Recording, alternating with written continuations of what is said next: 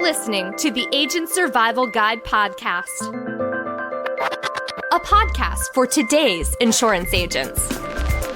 Informing, educating, empowering, improving the way you do business in an industry that's anything but static. In today's episode, we've got more powerful closing sales techniques for you.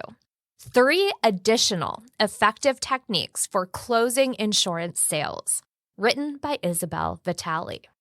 So close, and yet there could always be that health insurance sale that got away. But with more sales closing techniques in your back pocket, hopefully they will be few and far between. As a health insurance agent, you're in the relationship business. Your main objective is to serve your clients and help them find the right health plans for their unique circumstances. But you're also in the business of making sales and closing deals. Having different types of sales closes to fall back on will help you hone your skills and be the savvy agent we know you want to be. It's always important to remember the relationship between you and your client.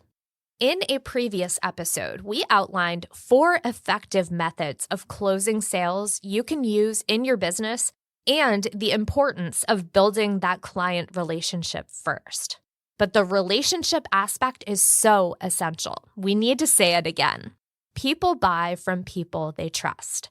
You can't close a deal you haven't properly opened. By opening a deal, we mean this. Lay the groundwork of relationship before you even start your sales pitch. Build your relationship with your client by showing genuine interest in who they are. When interacting with clients, be sure to actively listen and demonstrate empathy.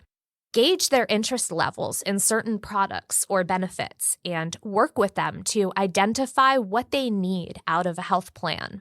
There are many health insurance closing techniques to choose from, but some will be more applicable than others. Since you're selling plans on behalf of carriers, collecting your commission from them and not charging your client anything for your services, you won't be able to offer a better deal, like a lower premium or a buy one, get one incentive. That's out of your power. That being said, let's dive into 3 more ways to close the deal. Number 1, the question close. This is very useful for those clients who aren't forthcoming with their opinions. The question close allows you to steer the conversation a variety of different ways. You can ask questions to eliminate objections, clarify responses, or ask point blank whether they want to move forward. Additionally, consider tossing out a question in response to a question, which throws the ball back into the client's court. Doing this can provide you with a little breathing room to figure out your response while also empowering your client to articulate what's important to them. However, we recommend paying attention to if your client is receptive to this strategy or frustrated by it. They may view it as rude or an outright deflection. Here are some ways you can ask questions to close a sale. You can eliminate objections by saying something like, "Is there anything preventing you from enrolling in this plan today?" When your client responds, be sure to ask for clarity so both you and your client are on the same page. Here are some examples of clarifying responses. Do I understand correctly that having a low premium is important to you? Do you feel like I've understood your needs? Please let me know if those needs ever change. Are you ready to move forward with the enrollment now? We can knock it out in about 10 minutes. What about answering a question with another question? For example, if your client asks, "Does this plan have benefits that are useful when traveling?" You might reply, "How much of the year do you plan on traveling and where?" And then for an example of a more straightforward question, Given our discussion, do you see this plan fitting your health needs and lifestyle? Remember, a no isn't the end. It's just a jumping off point for more questions. Although the question close only mentions one in its name, be prepared to ask several, since you can spread this type of close throughout a meeting to propel it forward toward the final decision. Moving on to the Benjamin Franklin close. Sometimes the best way to approach a decision is to make a good old-fashioned pro and con list, just like Benjamin Franklin used to do. The Benjamin Franklin sales close works best with either-or decisions, not one that is nuanced with many options, as the list gets too complicated. If you're at the end of a sales presentation, however, a pro and con list comparing a Medicare Advantage plan to a Medicare supplement or Part D drug plan pairing might be just the thing to push your client to finalize their selection. Writing out the list on a whiteboard or tablet can help your client visualize the options better. This is especially useful for clients having a difficult time deciding what's important to them. You could make a pro and con list showing your client the reasons to buy versus not buy from you, but that leaves the door too open for your client to walk away. By comparing two plan options, you assume that your client is going to select a plan, bringing in the assumptive close technique. You're just there as an experienced professional, helping them see which plan is the better fit. Using the Ben Franklin close with the assumptive close to compare plans can be a win-win. You get the sale either way, and your client might feel empowered and in control of their health decisions. Here's an example of a pro and con list comparing two different Medicare Advantage plans. A PPO plan from carrier X versus an HMO plan from carrier Y. We'll start with the pros. Carrier X's plan is a PPO that has no copays and has a national hospital network, which makes it good for a client who likes to travel. On the con side, in this example scenario, Carrier X's PPO plan has a higher premium and out-of-pocket costs.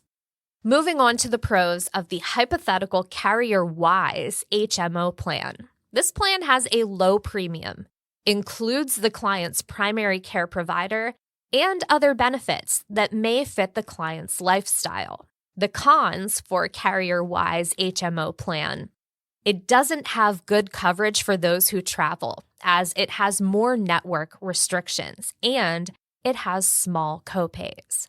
Be sure to cross-reference the pro and con list to your notes and knowledge of what's important to your client.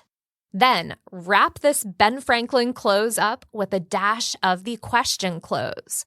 Which plan do you think is the best fit based off of our list?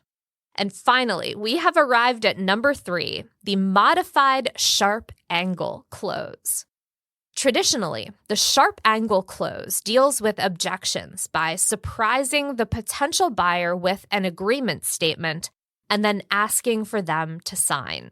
For example, when a customer is shopping for a new car at a dealership, they find one they love, but they aren't in love with the tires it comes with. The car salesman might say something like, "If I throw in 4 free tires, will you purchase this car today?"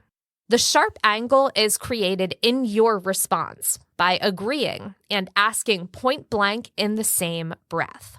As we've already mentioned, however, it's out of an insurance agent's power to cut deals like this. You can't reduce premiums. You can't throw in free XYZ. That's why agents must take a modified approach. In terms of health insurance, it might be a good time to use the modified sharp angle close if your client says something like, "I'm just not really sure I'd use all the benefits listed in the plan." A good sharp angle response for this would be along the lines of, "If I could show you some different ways you could utilize these benefits in a way that makes sense for you, would you be comfortable moving forward with an enrollment today?" In this example, the client is stuck on a small detail of the plan, and even though the benefit seems like a no-brainer, people object to things for all sorts of different reasons. Modifying this close takes the objection and turns it into an opportunity for education and exploration. If you're going to make such statements, however, make sure you're okay with the client potentially saying no. But then again, a no could just be another opportunity to try another tactic. With 7 total closing sales techniques to use, it's time to practice your insurance sales pitch. Write up a couple of scripts and ask your friend or partner to rehearse with you. Stick some subtle sticky notes in your meeting materials to remind you of your options. Make sure to put in the work of connecting with a client and learning their needs, interests, and preferences before trying to close the deal with one of these classic strategies. And if you want to learn how to improve your closing skills, remember, we can help. By registering with Ritter Insurance Marketing, you'll gain access to our knowledgeable sales team, exclusive trainings, online tools, and so much more. And did we mention it is completely free? You'll find the link to register with Ritter in the episode notes. If you have any questions about the topics we discussed in this episode, registering with Ritter, or other industry-related questions, don't hesitate to reach out. You can email us at asgpodcast@ritterim.com. Thank you so much for listening. We will see you next episode. The Agent Survival Guide podcast is a production of Ritter Insurance Marketing, an Integrity company. This episode was written by Isabel Vitale. Script adaptation by Tina Lamoureux. Recording and production by me, Sarah Ruppel. Podcast design by Urban Rivera. Artwork by Vivian Zhao. Rate and review our show on Apple or Spotify.